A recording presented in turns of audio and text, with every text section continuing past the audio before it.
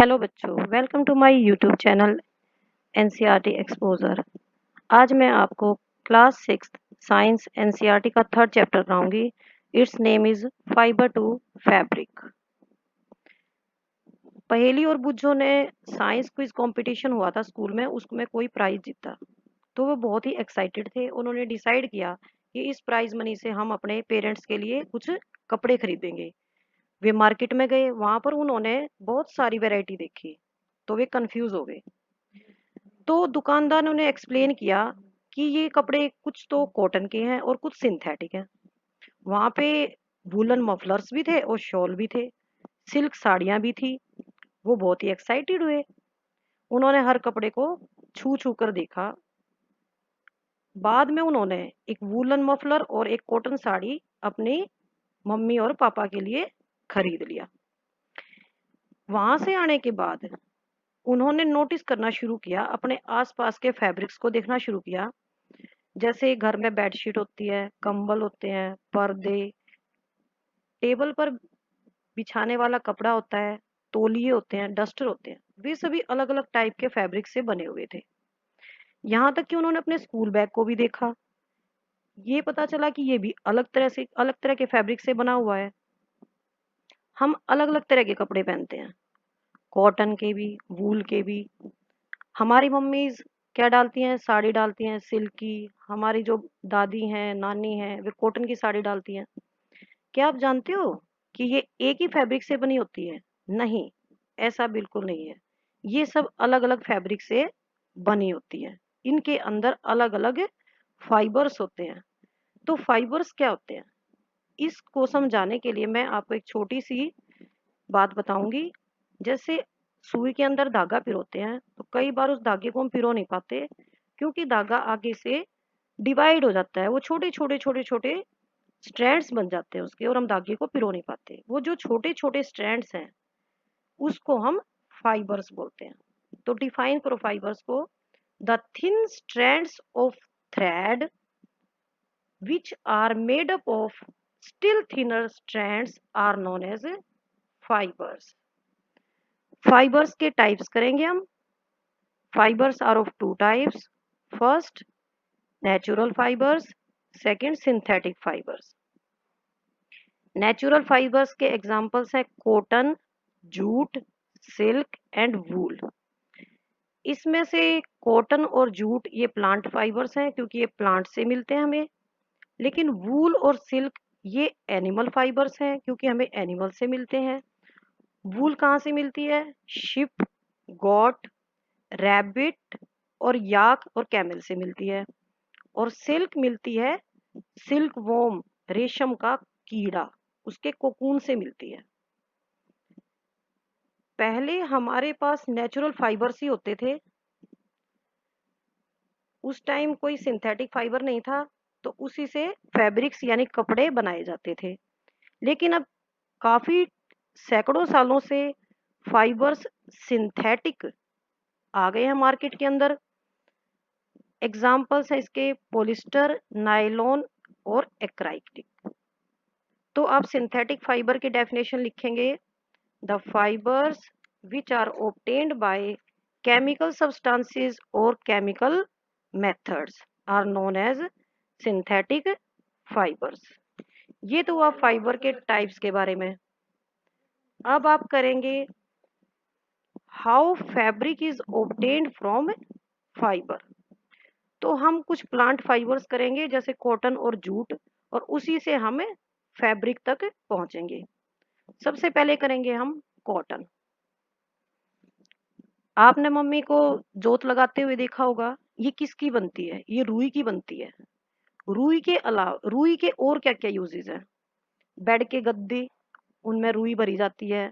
सर्दियों में जो रजाइयां यूज होती हैं, हमारे तकियों में भी रुई भरी जाती है। तो ये वूल आती कहाँ से है? कॉटन वूल आती कहाँ से है? It is grown in fields. इसे खेतों में उगाया जाता है। Cotton plants are usually grown at places having black soil and warm climate. तो कॉटन का प्लांट वहां ग्रो करेगा जहां पर मिट्टी ब्लैक होगी और वहां का क्लाइमेट वार्म होगा, यानी गर्म क्लाइमेट होगा। आप जानते हैं कॉटन प्लांट का जो फ्रूट होता है उसको बोलते हैं कॉटन बॉल। उनका साइज लेमन जितना होता है। मैच्योर होने के बाद कॉटन बॉल्स ब्रस्ट हो जाती हैं और उसके अंदर हमें सीड और कॉटन फाइबर्स नजर आते हैं। क्या आपने कभी कॉटन का फील्ड देखा है? ऐसा लगता है जैसे बर्फ से ढका हुआ है। इन कॉटन बॉल से हम कॉटन को अलग कर लेते हैं। जिस प्रोसेस के द्वारा फाइबर्स को सीड से अलग किया जाता है उस प्रोसेस को बोलते हैं गिनिंग। तो गिनिंग को लिखो आप। Cotton fibres are separated from the seeds. This process is known as ginning. पहले गिनिंग हैंड से की जाती थी, लेकिन आजकल इसके लिए मशीनें यूज की जाती हैं। सेकेंड प्लांट फाइबर है jute. Jute fibre is obtained from stem of the jute plant. ये जूट प्लांट की स्टेम से मिलता है। रेनी सीजन में इसको ग्रो करते हैं। इंडिया में मेनली इसके स्टेट्स हैं वेस्ट बंगाल, बिहार और आसाम। तो जब इससे हमें फाइबर चाहिए होता है तो क्या करते हैं, इसकी स्टेम को पानी के अंदर कई दिनों तक डुबो देते हैं।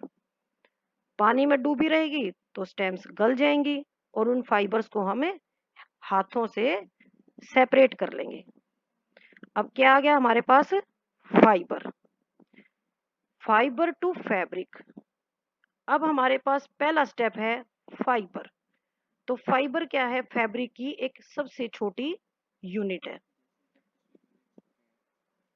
जैसा कि इसमें फोटोज में दिखा रखा है, आप इसको क्लियरली समझ सकते हैं। अब इन फाइबर्स को यान में कन्वर्ट किया जाता है, यानी कि इसका धागा बनाया जाता है। तो धागा कैसे बनाया जाता है? हेडिंग लिखो, स्पिनिंग कॉटन यार्न। ब्रैकेट में आप लिख सकते हैं fibre to yarn. The process of making yarn from the fibres is called spinning. Spinning क्या है? फाइबर को यार्न में कन्वर्ट करना। इस प्रोसेस में क्या होता है कि जो सोर्स है कॉटन का, उसमें से फाइबर्स निकाले जाते हैं और उनको ट्विस्ट किया जाता है। इससे फाइबर्स इकट्ठे हो जाते हैं और धागा बन जाता है। तो स्पिनिंग किस किस से की जाती है? स्पिनिंग करने के लिए हमारे पास सिंपल डिवाइसेस भी हैं। जैसे फर्स्ट है हैंड स्पिंडल, इसका दूसरा नाम है तकली। एक दूसरा डिवाइस भी है जो कि हैंड ऑपरेटेड है, ये है चरखा। आप जानते हैं चरखे के बारे में कुछ बता सकते हैं? महात्मा गांधी जी ने चरखे को स्वतंत्रता आंदोलन में भी अपना सिंबल बनाया था। उन्होंने लोगों को एनकरेज किया था कि आप घर के बने हुए धागे से बने कपड़े पहने, जिनको उन्होंने खादी नाम दिया था। ये तो हमने की spinning by hand, by takli and charkha. Spinning large scale पे स्पिनिंग मशीन्स में की जाती है। स्पिनिंग के बाद यार्न को फैब्रिक बनाने के लिए यूज किया जाता है। अब हम फाइबर टू फैब्रिक का लास्ट स्टेप यानी थर्ड स्टेप करेंगे, जिसमें यार्न से फैब्रिक बनाया जाता है, यानी धागे से कपड़ा बनाया जाता है। इसके कई तरीके हैं, लेकिन इसमें जो मेन प्रोसेसेस हैं वे दो हैं। फर्स्ट है वीविंग और सेकंड है नीटिंग। फर्स्ट हम करेंगे वीविंग। आप मम्मी से एक छोटा सा स्क्वायर पीस लेना कपड़े का, साड़ी का हो या फिर शर्ट का हो। आप सुई से उसके धागे निकालना, ऊपर से नीचे तक और बाएं से दाएं तक आपको दो धागे निकलेंगे। दो लाइनों में ऊपर से नीचे की लाइन में धागा निकलते जाएंगे और बाएं से दाएं की तरफ निकलते जाएंगे। इसका मतलब क्या है कि उसके अंदर दो सेट हैं धागे के। जो अरेंज किए जाते हैं वीविंग में। तो what is weaving? The process of arranging two set of yarns together to make a fabric is called weaving. ऐसा प्रोसेस जिसके अंदर धागे के दो सेट को इकट्ठे अरेंज किया जाता है और उससे कपड़ा बनाया जाता है, उसको वीविंग बोलते हैं। आप वीव करने का ट्राई कर सकते हैं। आप दो पेपर स्ट्रिप्स लेंगे अलग अलग कलर की और उनको ऊपर नीचे से निकाल लेंगे, तो आपको पता चल जाएगा कि कपड़े में और स्ट्रिप्स में जो बनाओगे आप, वो सेम होता है बिल्कुल। आप इसके लिए पिक्चर देख सकते हैं। इन्होंने ग्रीन और ऑरेंज कलर को यूज किया है स्ट्रिप्स को। आप इसमें कोई भी कलर यूज करते हैं, व्हाइट, ब्लैक या ब्लू, ऑरेंज, आप कोई भी कलर यूज कर सकते हैं और घर पे ये एक्सपेरिमेंट आसानी से कर सकते हैं। ये बुक में दिया हुआ है। यार्न टू फैब्रिक, ये तो मैंने आपको मेथड बताया। ये दो तरह का होता है। Weaving of fabric is done on looms. The looms are of two types. First, hand operated, जहां पर हाथ से काम किया जाता है, इनको बोलते हैं हैंड लूम्स, जहां पे मैट वगैरह बनती हैं, चादरें बनती हैं। और सेकंड होते हैं पावर ऑपरेटेड लूम्स, उनको बोलते हैं पावर लूम्स, वहां पर मशीनें बिजली से काम करती हैं। यार्न टू फैब्रिक में मैंने आपको बताया first method weaving, second method है नीटिंग। आपने अपनी दादी को, नानी को, बुआ को, किसी को तो देखा होगा ऊन से स्वेटर बुनते हुए सर्दियों में। तो इस प्रोसेस को बोलते हैं नीटिंग। नीटिंग ज्यादातर पहले हाथ से की जाती थी, लेकिन आजकल ये मशीनों पे की जाती है। आप बाजार में जाएंगे, आपको ऊन से बनी हुई जुराबें मिलती हैं, स्वेटर मिलते हैं, जर्सियां मिलती हैं, ऊन से बने हुए मफलर्स आते हैं, स्कार्फ आते हैं। तो ये सब नीटिंग प्रोसेस से ही बनाए जाते हैं। लेकिन पहले नीटिंग ज्यादा हैंड से होती थी, आजकल ये मशीनों द्वारा की जाती है, क्योंकि मशीनों से काम फास्ट होता है। और जो मशीनों के काम से जो सफाई आती है, वो हैंड के काम में इतनी सफाई नहीं आती। तो weaving and knitting are used for making different kinds of fabric. अब हमारे पास फैब्रिक यानी कपड़े के थान, जैसे आप बाजार में जाते हैं, जो रेडीमेड शॉप होती है वहां तो सिले सिलाई कपड़े मिलते हैं, और जो वैसी शॉप होती है वे थान के थान रखे रहते हैं। तो वीविंग और नीटिंग ये दो प्रोसेसेस हैं जिसके द्वारा हमें फैब्रिक मिलता है, यानी हमें कपड़ा मिलता है।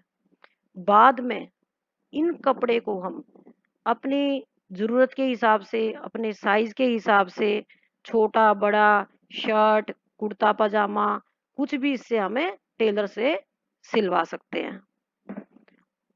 आपको ये सब कुछ समझ में आ गया होगा। हिस्ट्री ऑफ क्लोथिंग मटेरियल मैं आपको अगली वीडियो में कराऊंगी।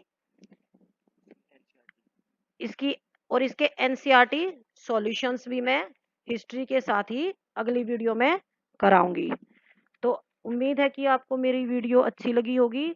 अगर आपको अच्छी लगी है तो आप सब्सक्राइब करें, लाइक करें और कमेंट भी करें। Thank you. बाय बच्चों।